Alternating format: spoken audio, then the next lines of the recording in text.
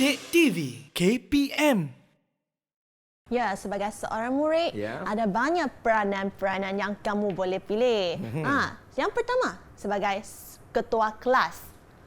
Jadi selalu, yang ini cikgu susah nak pilih satu orang ketua kelas. Ya, kerana saya nak pilih murid yang bertanggungjawab. Lagi, yang ini pengawas juga sangat penting kerana mereka akan tolong cikgu-cikgu untuk mengawal disiplin murid-murid yang lain. Dan ketiga, pengawas pusat sumber yang bekerja di pusat sumber sekolah. Keempat, petugas stor sukan yang akan memastikan kekemasan stor sukan. Dan terakhirnya, pemimpin murid sebagai role model. Semua orang akan menelandi sikap-sikap dia yang bagus, yang sudi menolong dan bertanggungjawab. Jadi, mari kita tengok tugas-tugas peranan-peranan tersebut. Yang pertama, ketua kelas. Bolehkah Fizi tolong bacakan? Ya. Ketua kelas adalah menjaga pelajar di kelas semasa ketiadaan guru. Betul. Yang pertama, jika guru tidak ada di dalam kelas, tentulah bising kan? Betul, cikgu. Jadi, ketua kelas perlu tolong cikgu untuk mengawal kelas. Kedua, mencari guru sekiranya guru tidak hadir ke kelas lepas 5 minit. Mungkin hari itu cikgu tidak datang ke sekolah ataupun cuti sakit ataupun pergi ke tandas dan lewat masuk ke kelas dan kalau macam itu ketua kelas kena ambil tindakan selepas 5 minit. Cari cikgu lah. Ya. Mana cikgu Chan ni ya? Tak sampai-sampai lagi. Contoh.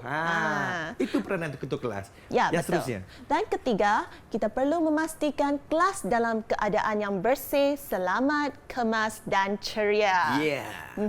Dan seterusnya, memastikan suis ditutupkan sebelum keluar dari kelas. Yang ini penting kerana kita perlu menjimatkan penggunaan elektrik. Yang terakhir, memastikan makmal komputer dikemaskan sebelum keluar. Bukan sahaja makmal komputer. Kalau pergi ke makmal sains, kamu perlu memastikan semua alat-alat diletakkan balik sebelum keluar dari makmal tersebut. Faham tak kawan-kawan? Faham cikgu. Semua faham cikgu. Semua tengah angguk tu. Bagus. Baik cikgu. Okey, seterusnya peranan yang kedua, petugas stor sukan. Bias Fizi, boleh tolong bacakan? Boleh cikgu. Antara tugas saya sebagai petugas stor sukan ni, yang pertama, kita kena menyusun peralatan sukan selepas menggunakannya. Betul. Kita perlu memastikan semua peralatan di rak-rak yang tertentu. Dan kedua, membantu guru semasa hari sukan. Ya, betul. Pada hari sukan, apakah peralatan yang kita akan gunakan?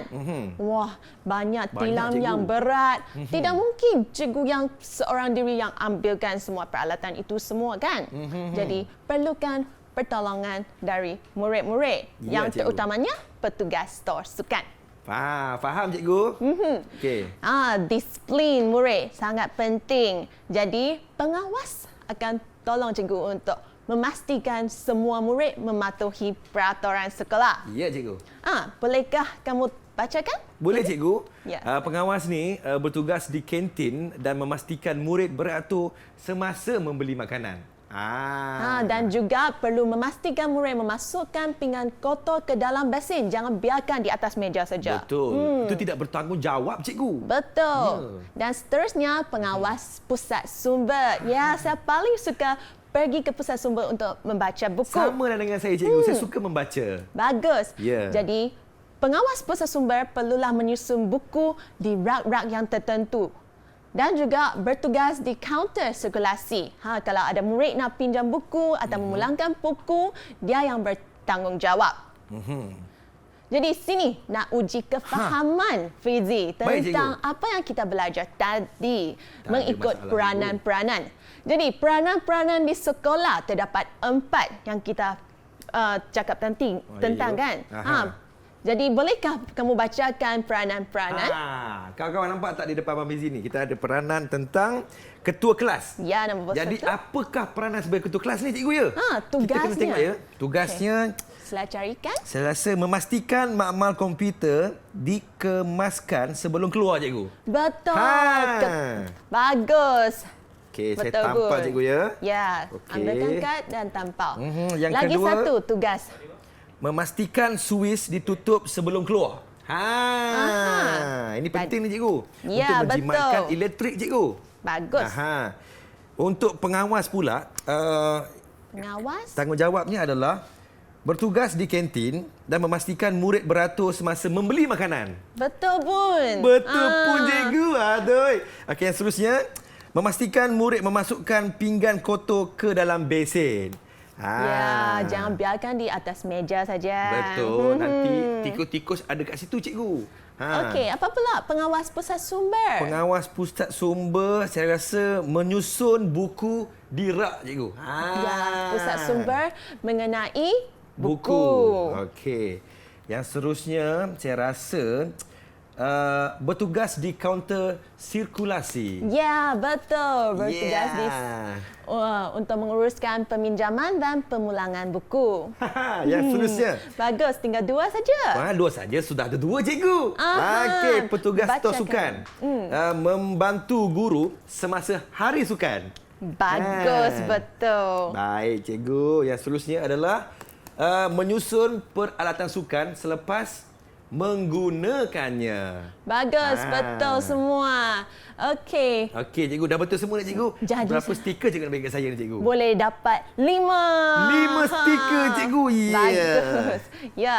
Okey. Kalau dapat jawab semua betul, dapat stiker. Ya ke, cikgu? Betul, cikgu. Cuba cikgu pastikan, cikgu. Betul ke tak betul, cikgu? Okey, mari kita tengok satu sekali lagi. Ya. Yang pertama, ketua kelas perlu memastikan suis ditutup sebelum keluar. Betul. Dan juga memastikan makmal komputer dikemas sebelum keluar. Okey. Dan kedua, pengawas perlu bertugas di kantin untuk memastikan murid beratur semasa membeli makanan dan juga memastikan murid memasukkan semua pinggan mangkuk yang telah digunakan ke dalam besen. Ya, cikgu. Manakala pengawas pusat sumber perlu menyusun buku-buku di rak-rak tertentu dan bertugas di kaunter sirkulasi untuk menguruskan peminjaman dan pemulangan buku. Ya, cikgu. Dan terakhirnya, petugas stor sukan perlulah membantu guru semasa hari sukan dan juga menyusun peralatan-peralatan sukan selepas menggunakannya. Jadi, Fizi, tanya. Terima kasih, semuanya cikgu. betul. Sekarang ni Abang Fizi dah ada 5 stiker di sini. Didik TV KPM